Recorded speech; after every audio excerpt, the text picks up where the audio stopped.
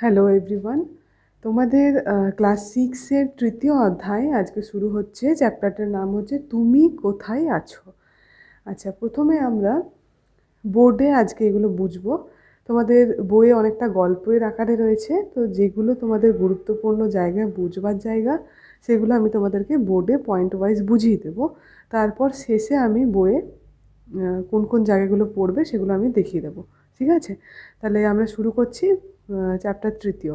দেখো, প্রথমে বলছে তুমি কোথায় আছো, অর্থাৎ এখানে কি বলতে চাইছে, কোনো একটা জায়গার নাম, অবস্থার নাম। তো যদি জায়গা বা অবস্থা বোঝায়, তাহলে যদি জিজ্ঞাসা করে তোমাকে যে তুমি কোন জায়গায় থাকো, তাহলে তুমি হয়তো বলবে কোনো একটা জায়গার নাম, যে আমি এই জায়গায় থাকি। কিন্তু ভূগোলের ভাষায় যদি তুমি কোনো একটা জায়গা বলো, তাহলে জায়গাটা কিন্তু অ্যাকচুয়ালি পৃথিবীর কোন জায়গায় রয়েছে সেটা বোঝায়।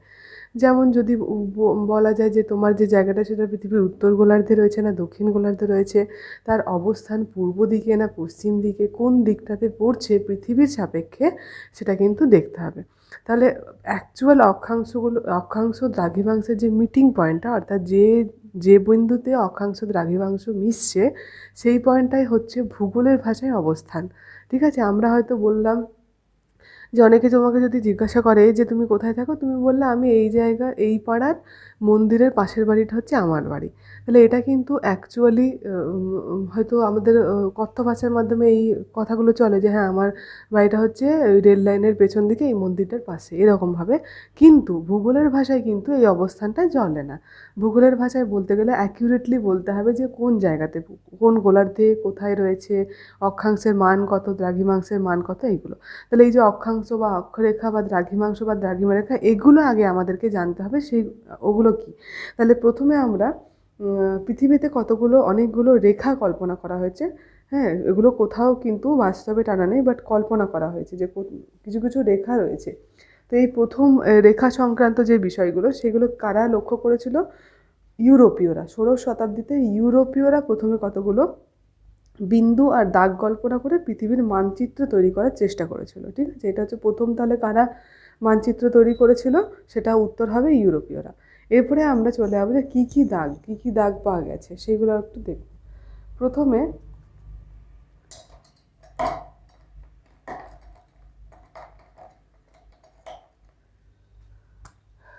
প্রথমে কিছু কিছু টার্ম আমরা বুঝবো। এখানে যদি আমরা দেখি,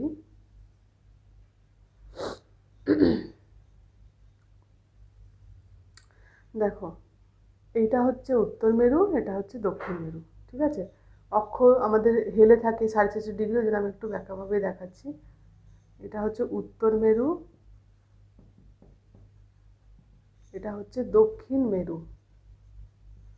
এই মেরুরেখা বরাবর যে রেখাটা টানবো, যে রেখা বরাবর এই দুটো মেরু যুক্ত হয়, সেই রেখাটাকে বলা হয়, অর্থাৎ এই রেখাটা হচ্ছে পৃথিবীর অক্ষ। এই অক্ষ বরাবরই পৃথিবী নিজের চারিদিকে ঘোরে, ঠিক পশ্চিম দিকে পূর্ব দিকে এরকম করে ঘুরছে। ঠিক আছে, এরকম করে ঘোরে, নিজের চারিদিকে ঘুরছে, এইটাকে বলা হয় উত্তর মেরু। আর দক্ষিণ মেরু যে যে রেখা বরাবর মিলিত হয়, সেই রেখাটা হচ্ছে অক্ষ। এরপরে আমরা আরেকটা গুরুত্বপূর্ণ রেখা দেখব, যেটা হচ্ছে কেন্দ্র থেকে সমান দূরত্ব। ঠিক আছে, এগুলো মুছে দিলাম আমি দাগটা। তাহলে এই রেখাটা হলো অক্ষ, এইটা হচ্ছে অক্ষ, আমি ভালো করে এঁকে দিচ্ছি, এটা হচ্ছে অক্ষ, রাইট। এবারে হচ্ছে এই দুই মেরু থেকে ঠিক মাঝখানে একটা রেখা রয়েছে, যেটা বিন্দুর ওপর দিয়ে যাবে, এরকম একটা রেখা রয়েছে। দুই মেরু থেকে সমান দূরত্ব, মানে এই দূরত্বটা আর এই দূরত্বটা সমান হবে। ঠিক আছে, দুই মেরু থেকে সমান দূরত্বে পূর্ব পশ্চিমে, এদিকটা হচ্ছে পশ্চিম, এদিকটা হচ্ছে পূর্ব, এদিকটা হচ্ছে উত্তর, এদিকটা হচ্ছে দক্ষিণ। পূর্ব পশ্চিমে মেরুরেখা থেকে সমান দূরত্বে অবস্থিত যে কাল্পনিক রেখাটা রয়েছে, সেটার কি নাম? নিরক্ষ রেখা। এটার নাম হচ্ছে নিরক্ষ রেখা, যার মান হচ্ছে 0 ডিগ্রি। ঠিক আছে, এই রেখাটা হচ্ছে সব থেকে বড় রেখা, পৃথিবীর মাঝখান দিয়ে গেছে সব থেকে বড় রেখা। আমি যদি এরকম করে অনেকগুলো রেখা টানি, তাহলে কিন্তু সেগুলো সবগুলো, এই যে এরকম করে আমি টানলাম একটা, এরকম করে টানলাম একটা বৃত্তাকার, এরকম বৃত্তাকার, এরকম করে যদি টানি, সব রেখার মান কিন্তু সমান হচ্ছে না অটোমেটিক্যালি, তাই না?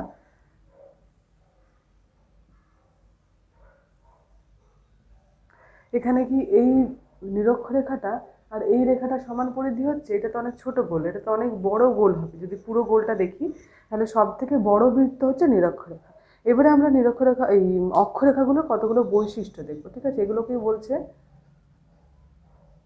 অক্ষরেখা। অক্ষরেখা তাহলে সংজ্ঞা হচ্ছে পূর্ব পশ্চিমে পূর্ণবৃত্তাকার যে রেখাগুলো কল্পনা করা হচ্ছে সেই রেখাগুলো হচ্ছে অক্ষরেখা, ঠিক আছে? কাল্পনিক রেখা এগুলো সমস্ত। নিরক্ষরেখা থেকে উত্তর দক্ষিণে পূর্ব পশ্চিমে বিস্তৃত যে পূর্ণবৃত্তাকার রেখাগুলো সেগুলো রয়েছে অক্ষরেখা। তাহলে আমি যদি বৈশিষ্ট্য দেখি, অক্ষরেখার বৈশিষ্ট্য দেখে নিচ্ছি এবারে, ঠিক আছে? তোমরা কিন্তু পয়েন্ট ওয়াইজ পড়বে এগুলো, পয়েন্ট ওয়াইজ, তাহলে অক্ষরেখার সঙ্গে দ্রাঘিমা রেখার পার্থক্য করতে সুবিধা হবে। 1 নাম্বার হচ্ছে এগুলো পূর্ণবৃত্ত, প্রত্যেকটাই গোলাকার, এই যে গোল এরকম করে চারিদিকটা গোল হচ্ছে, পূর্ণবৃত্ত। 2 নাম্বার হচ্ছে পরিধিগুলো অসমান, পরিধি অসমান মানে এর পরিধি, এই বড় বৃত্তটার পরিধি আর এর পরিধি সমান নয়, অসমান, ধীরে ধীরে ছোট হচ্ছে। কিভাবে অসমান হচ্ছে? নিরক্ষরেখা থেকে দুই দিকে ক্রমশ কমছে, নিরক্ষরেখা থেকে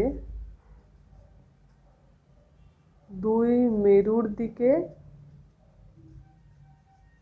পরিধি কমছে, রাইট? 3 নাম্বার হচ্ছে এগুলো কিন্তু প্রত্যেকটাই সমান্তরাল। সমান্তরাল মানে হচ্ছে যখন দুটি রেখা পরস্পরকে টাচ করে না, এই যে মিলিত হয় না। এই রেখাটা যেখানেই তুমি যত দূরে এগিয়ে নিয়ে যাও কোনোদিন ম্যাচ করবে না।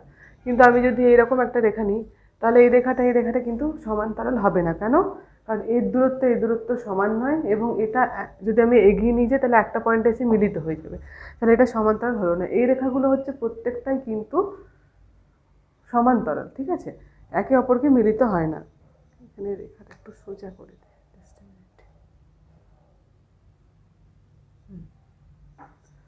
হলো? তাহলে এইগুলো হচ্ছে বৈশিষ্ট্য।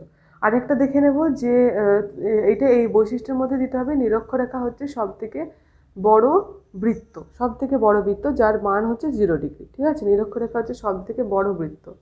নিরক্ষরেখার দৈর্ঘ্য সবথেকে বড় লিখলেও হবে, দৈর্ঘ্য বৃহত্তম হলো, যার মান হচ্ছে 0 ডিগ্রি, এটা লিখে দিতে হবে, হলো? এরপরে আমরা আরেকটা লিখতে পারো যে উত্তর পয়েন্টের নাম হচ্ছে উত্তর গোলার্ধ 0 ডিগ্রি 90 ডিগ্রি উত্তর, আর দক্ষিণ গোলার্ধের মানটা হচ্ছে 90 ডিগ্রি দক্ষিণ। এই দুটো পয়েন্ট লেখা যেতে পারে, হলো? এগুলো হচ্ছে অক্ষরেখার বৈশিষ্ট্যগুলো আলোচনা করলাম। এবারে কিছু অক্ষরেখা আছে, এবারে যদি আমরা নিরক্ষরেখার একটা সংজ্ঞা দিতে পারি, নিরক্ষরেখা বলতে কি বোঝে, এর গুরুত্ব কি, এটা দিতে পারে। নিরক্ষরেখা সম্পর্কে একটা প্রশ্ন দিতে পারে, নিরক্ষরেখা কাকে বলে? প্রথমে তো বলেছি, দুই মেরু থেকে সমান দূরত্বে পৃথিবীর মাঝখান দিয়ে যে পূর্ব পশ্চিমে রেখাটা গেছে সেটা হচ্ছে নিরক্ষরেখা।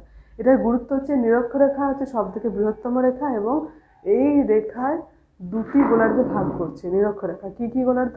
এই যে রেখাটা গেছে এটা দুটি গোলার্ধে ভাগ করছে, একটা এই দিকটা হচ্ছে উত্তর গোলার্ধ, এদিকটা হচ্ছে দক্ষিণ গোলার্ধ, দুটি গোলার্ধে ভাগ করছে। এটাই হচ্ছে সব থেকে গুরুত্বপূর্ণ, ঠিক আছে? এরপরে আমরা কিছু কিছু গুরুত্বপূর্ণ রেখা আলোচনা করে নেব, যে অক্ষরেখার কয়েকটা গুরুত্বপূর্ণ রেখা আছে, এগুলোর মান সহ আলোচনা করব।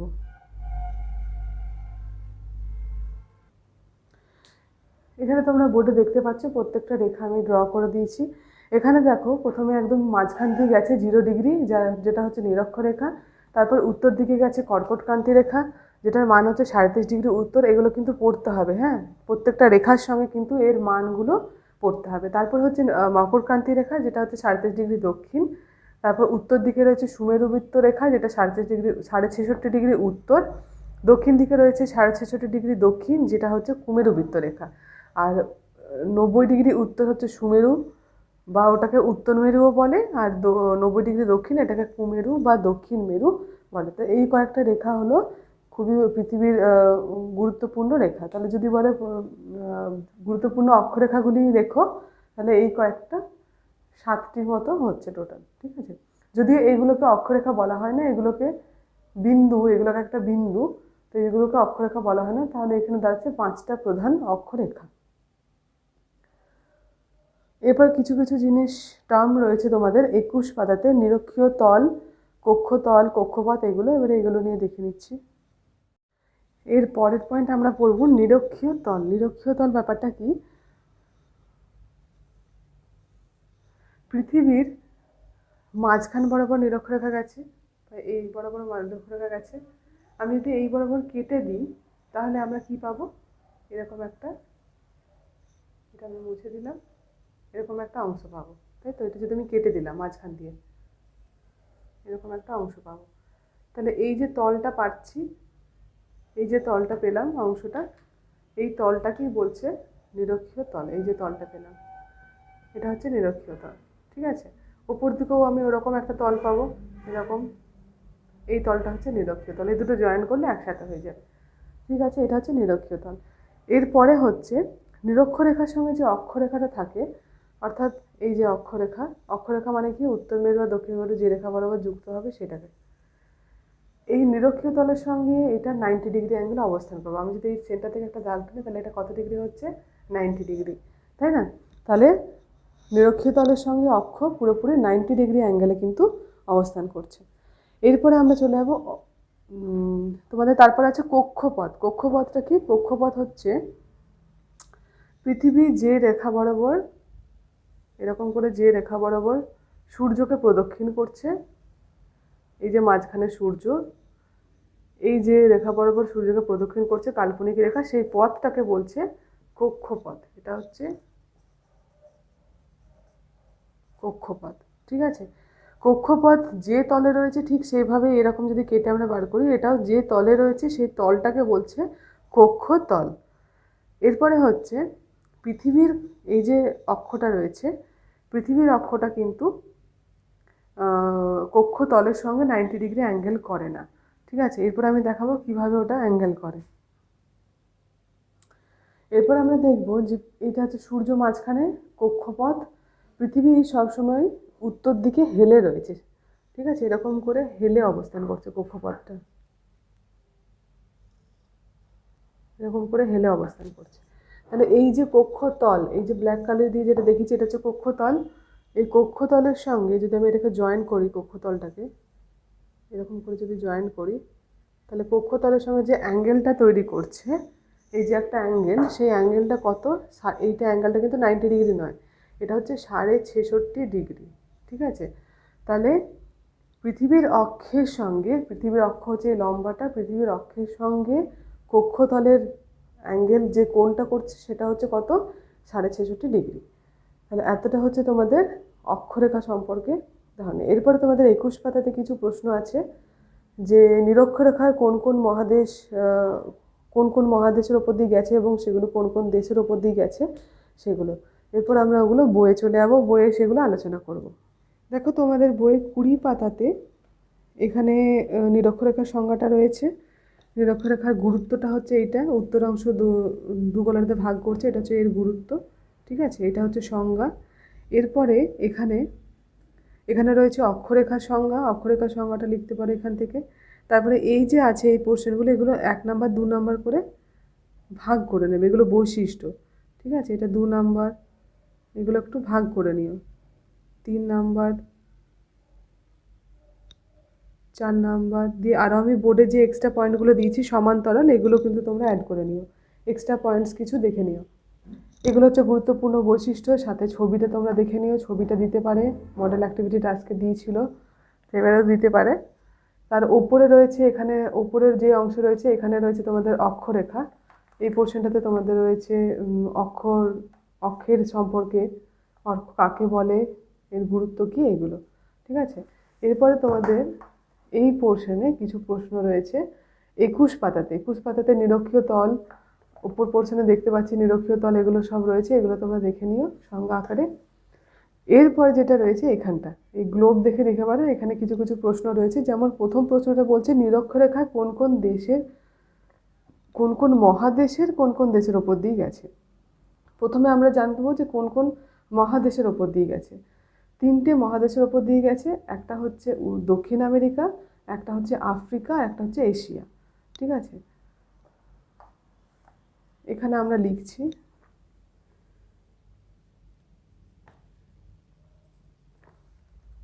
দক্ষিণ আমেরিকার ওপর দিয়ে গেছে। দক্ষিণ আমেরিকার কোন কোন দেশ, কিছু কিছু দেশের নাম, মানে যে দেশের ওপর দিয়ে গেছে সেগুলো লিখতে হবে। দক্ষিণ আমেরিকা হচ্ছে কলম্বিয়া, ব্রাজিল,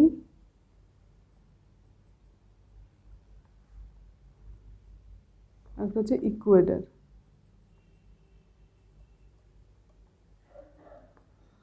এই 3টে দক্ষিণ আমেরিকার ওপর দিয়ে এগুলো গেছে। আচ্ছা, তারপরে হচ্ছে আফ্রিকা। আফ্রিকার ওপর দিয়ে গেছে, আফ্রিকা মহাদেশের ওপর দিয়ে কোন কোন দেশে গেছে সেগুলো লিখবো। কেনিয়া, উগান্ডা, গ্যাবন,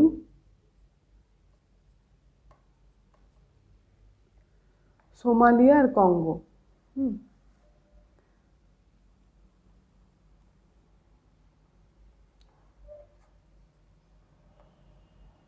কঙ্গো দুটো ভাগ থাকবে, দেখে নিও। প্রজাতন্ত্র অফ কঙ্গো আর একটা নাম আছে, রিপাবলিক অফ কঙ্গো। নেক্সট হচ্ছে এশিয়া। এশিয়া, এশিয়ার ওপরে মালদ্বীপ, ইন্দোনেশিয়া,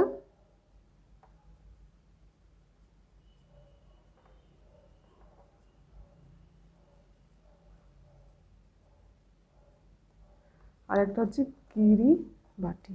কিরিবাটি দ্বীপ, এগুলো সব এই যে টোটাল লিখে দিলাম।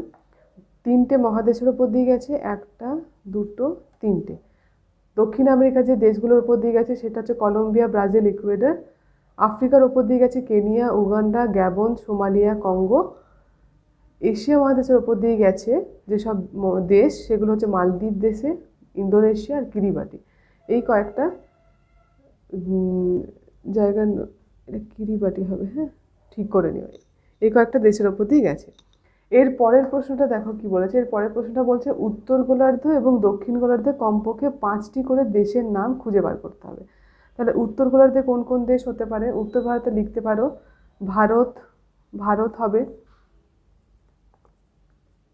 চীন হবে, আচ্ছা এদিকে একটা উত্তর আমেরিকার লেখো কানাডা হতে পারে, ইটালি, একটা লেখো ফ্রান্স।